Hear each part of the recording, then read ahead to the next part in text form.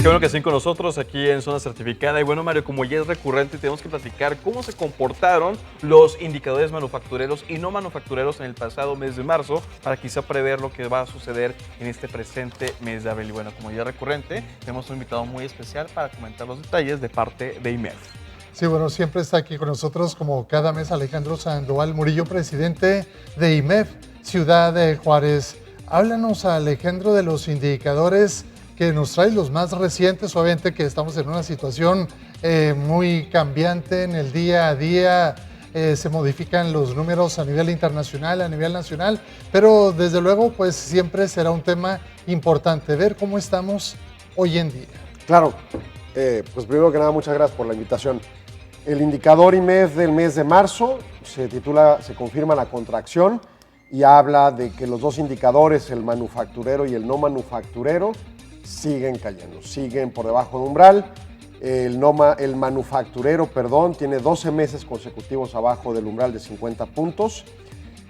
Subió ligeramente, subió una décima, pero de cualquier manera está muy alicaído. Y el no manufacturero continuó su senda decreciente. Hacia adentro del indicador hay, por ejemplo, el manufacturero, 3 de los 5 subindicadores caen y 2 suben, como el de nuevos pedidos e inventarios, lo cual puede ser un indicador de que vienen posibilidades de continuar mejorando aún abajo de umbral. Y el no manufacturero, todos los subindicadores caen, ¿no? Ese sería un primer tema. Recordemos que el no manufacturero cubrirá fundamentalmente operaciones de comercio y servicios, donde consumimos comúnmente los mexicanos. Ahora, en contrapartida y para un análisis local de Juárez, vemos los indicadores análogos en Estados Unidos del Institute for Supply Management, que su manufacturero volvió a caer después de estar subiendo prácticamente 6 meses. Haber superado umbral en los últimos 2, este mes de marzo vuelve a caer por debajo de umbral. Y además, recordemos que en el indicador de ellos, en Estados Unidos, tienen una encuesta abierta donde hacen algunas preguntas que se transcriben las respuestas. Y curiosamente, les decía antes de empezar, que más o menos de agosto para atrás, pues se hablaba de los negocios en lo general, algunos para arriba, otros para abajo. A partir de agosto y hasta octubre vimos mucho la palabra recesión siendo usada por algunas de las respuestas de los subsectores. Y entre noviembre y febrero vimos la palabra aranceles en una tónica de preocupación. Bueno, hoy varios de los sectores citan la palabra crisis. Empieza a haber un foco amarillo notorio y esto es al 31 de marzo. O sea, este tema de los aranceles recíprocos que empiezan en abril, pues es posterior, ¿no? Claro. Entonces, ellos dicen, estamos teniendo un escenario de crisis porque los aranceles van a encarecer operaciones, van a provocar caída de operaciones y prácticamente todos los subsectores hablan de situaciones muy negativas en su escenario. Menos por ahí un par que todavía ven escenarios positivos, pero hacia adelante sí prevén que la economía se pueda caer si en su subsector las cosas no funcionan bien. El no manufacturero, curiosamente, y es el catalizador a cierto alcance, se mantiene ya por más de un año arriba de umbral, pero volvió a caer. Okay. O sea, tiene 2 meses continuamente cayendo. Está en 50.8 unidades, rozando ya los 50 puntos. Este es el indicador que habla de que los estadounidenses sí salen de compras. El viernes pasado nos anunciaron empleo en Estados Unidos, 228,000 empleos. Prácticamente otra vez hits máximos a través de los últimos 18, 20 meses. Y la gente tiene empleo, tiene mejores salarios y sale de compras. Pero empieza a ver esta tónica de que se está degradando el indicador. No significa algo propiamente malo en el momento, pero sí puede traer implicaciones a futuro. Todas las respuestas individuales y abiertas hablan de escenarios relativamente estables, lo cual es el aliciente para pensar que a futuro hay órdenes de compra manufactureras y por ende maquiladoras. Pero el asunto es que mientras sigan estos vaivenes diarios, exacto, no sabemos qué va a pasar, ¿no? Sí, es el problema de incertidumbre que estamos viviendo en general, en términos generales en el mercado, ¿no? Que no podemos prepararnos para lo que viene el día de mañana, si realmente podría ser cualquier cosa y a veces incluso puede suceder la cosa para la que no planeamos. En esta ocasión, Alejandro, vemos un panorama, como ya lo comentaste, que va en tendencia a la baja. Incluso con eso todavía no podemos decir que estamos propiamente en una recesión. La metodología para definir una recesión la han fijado los comités de fechados de ciclos de los países occidentales. Estados Unidos tiene el propio, el National Bureau of Economic Research. la Unión Europea tiene otro, México tiene uno en el IMEF. Ese comité ha definido que se miden temas como la profundidad de la caída económica, la generalización de todos los subsectores y el tiempo que dura esa caída económica. Y aún así, a veces ha habido ocasiones en las que se ha roto el argumento metodológico. Estados Unidos lo hizo en 2020. Su recesión duró 2 meses. Jamás se hubiera pensado que alguien pudiera llamar a una recesión un periodo de 2 meses. Pero ocurrió por la profundidad de la que cayó la economía en esa cuarentena de esos 2 meses por la pandemia, pero luego la reactivación que lo sacó inmediatamente.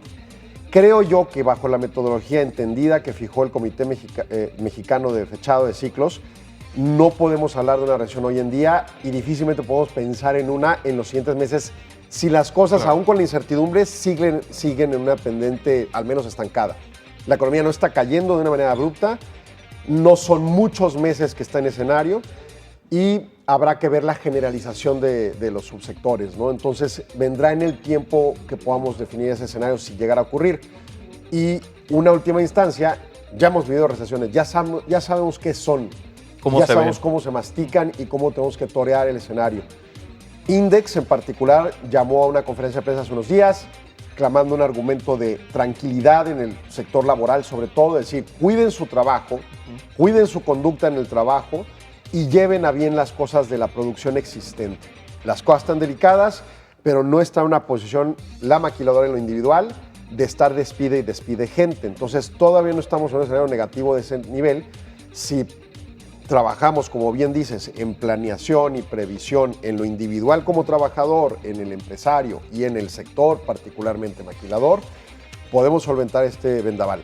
Yo creo que en las siguientes semanas uno de los anuncios que pudiera llegarse a dar, y no tengo información interna para garantizarlo, pero creo firmemente que va a empezar a pasar, ya que pase este vendaval de impactos que puede provocar el decir que van o no van aranceles, va a ponerse en la mesa en firme la posición de negociación públicamente expuesto del Tratado de Libre Comercio con Estados Unidos y Canadá.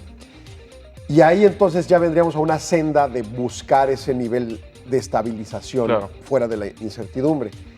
Si aguantamos el vaivén, si indicadores como el no manufacturero me mantienen el consumo relativamente estable o incluso creciente en Estados Unidos, las cosas pueden solventarse en el siguiente periodo de 9 meses. Esperemos que así sea, ¿no? Así ya sería como que la expectativa, ¿no? Tenemos que llegar ahí para poder empezar ahora sí a planear y poder hacer un plan de acción ya. Correcto. Así es. Bueno, ¿crees, Alejandro, que el mundo tenga, todo lo que está sucediendo, tenga que irse acostumbrando a vivir sin Estados Unidos? Es decir, que el mismo Estados Unidos y su presidente se estén aislando del mundo, porque es lo que parece por el momento. Esa es la apariencia inmediata con los argumentos que esgrimen y algunas de las políticas que han impuesto, como esto de los aranceles recíprocos. Sin embargo, en mi opinión, se torna imposible. O sea, el tema es que la necesidad de la interacción global en procesos de producción por Estados Unidos, no necesariamente por el mundo, pero también por el mundo, requiere del cruce del comercio internacional. Y para que eso sea funcional, pues requiere de acuerdos o globales como el de la Organización Mundial de Comercio o individuales como aparentemente Trump pondrá en la mesa. Y entonces eso en el tiempo lleva a la misma estabilización que preveo para México respecto al Tratado de México, Estados Unidos, Canadá, quizá un poco más lento, quizá tarden 1 o 2 años en lograrlo, pero que pueda llevarse a eso. Realmente ver a Estados Unidos aislado, vamos, ni siquiera Corea del Norte ni Cuba, que presumiblemente son comunistas, están aislados al 100%, mucho menos un país con el objetivo de consumo que tienen sus estadounidenses como es ese país, ¿no? Sí, por supuesto. Bueno, Alejandro, muchísimas gracias por esta conversación tan interesante. Bueno, ya sabemos lo que está pasando con los indicadores IMEF y bueno, estaremos al pendiente de cuáles son los resultados de abril y como ya comentamos, los resultados que cambian día con día. De nueva cuenta, muchas gracias por acompañarnos. Gracias a ustedes. Vamos a ir rápidamente a la pausa. Claro, regresaremos con más.